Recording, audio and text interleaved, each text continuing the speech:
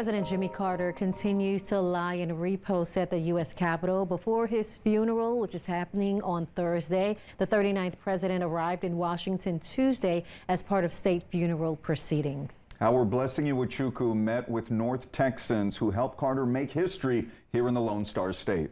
Take a look at this giant scrapbook. It's been more than a decade since a Texas representative got this out. It still has a lot of that historic desk right on top. Now, once you take a look inside, take a look at this.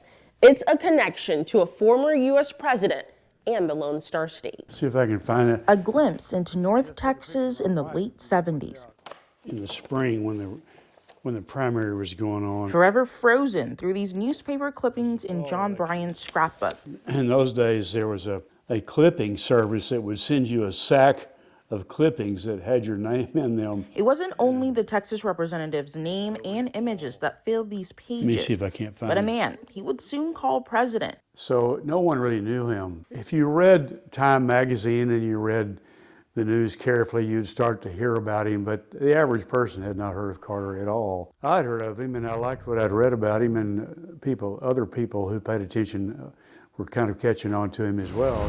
Other people like John Poland, he and Representative Bryan liked then presidential hopeful Carter so much that they helped him do what they said was nearly impossible in Texas. In 1975, a couple of folks working for then governor, or former governor, Jimmy Carter from Georgia came to Texas, met up with some of my political mentors, John Bryant being one of them. They were looking for somebody to help them run their campaign in the state. The problem they and every other candidate had back then was that Lloyd Benson, who was the U.S. Senator from Texas, was a candidate for president.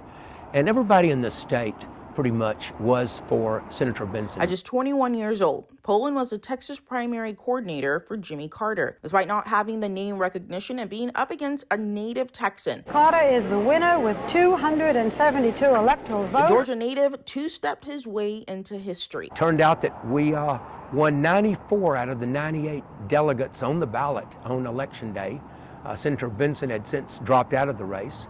And then we won the majority of the 32 at the state convention as well. So he really shaped the party from that point forward. And since Carter, no other Democratic presidential candidate has been able to win Texas. He lived for 100 years and he set a good example all the way. As the world says its final goodbye to the longest living U.S. president, the man who helped him win Texas nearly 5 decades ago. This is my memorandum to Jimmy Carter. Plan to pay their respects in their special way.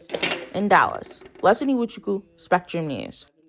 That's me being sworn into the legislature in '74, January of '74. I forgot these. I was just telling her there are no pictures in here, but there's a bunch. Oh,